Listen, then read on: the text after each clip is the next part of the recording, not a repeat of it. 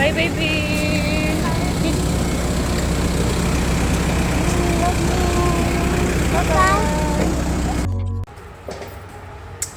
Good morning! Tuesday na naman ngayon. Ang bilis ng araw. Ito si Dior papasok na ulit. At bababa na kami. Buti na lang hindi siya umiiyak ngayon. She's so happy today. Right, baby?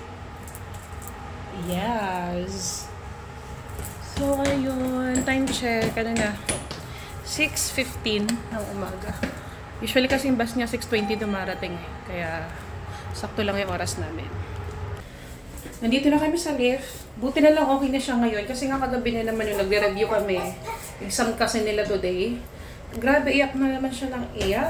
Kaya minessage ko yung teacher niya. Sabi ko, bakit ganito? Yung excitement ng bata, napapalitan ng takot. So, ayun. Hindi naman daw siya pinapagalitan. Hindi rin nila alam kung bakit. Kaya, kinausap ko na lang si Dior. Kaya happy siya today. She's happy today. Bye, baby!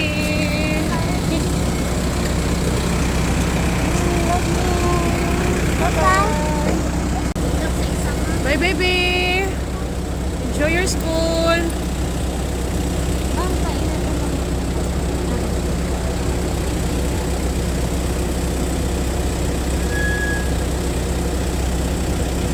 Bye-bye!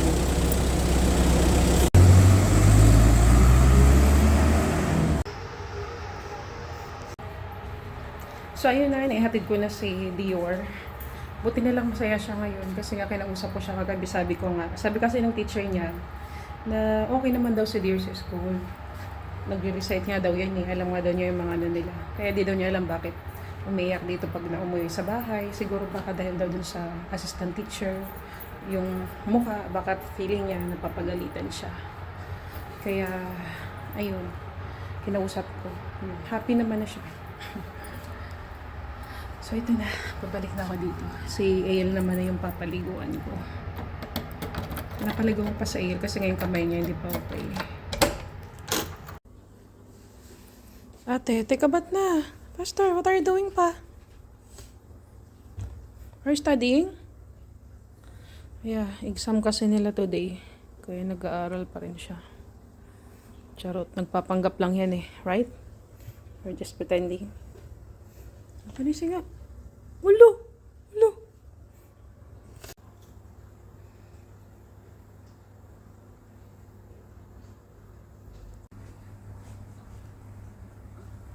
Bye guys! Bye! Love you! Good luck on your exam, okay? Bye daddy! Bye. Bye ate! Bye. Love you! Love you! Love you. Look. Ate, why you're not saying I love you?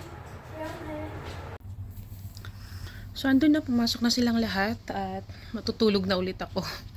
So, yun lang. Thank you for watching. Bye!